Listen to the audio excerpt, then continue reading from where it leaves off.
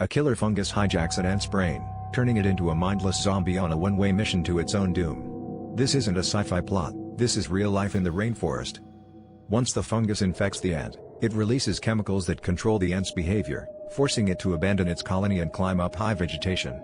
The ant clamps onto a leaf with its jaws in a death grip, totally powerless against the fungus's commands. Inside the ant, the fungus grows and eventually bursts out through the body, sending spores raining down to infect even more victims. The cycle begins again, with each ant becoming a puppet for the fungus's survival. Scientists still don't fully understand how the fungus can manipulate the ant's movements so perfectly, but every infected ant is another step in the fungus's relentless, zombie-making takeover of the forest floor.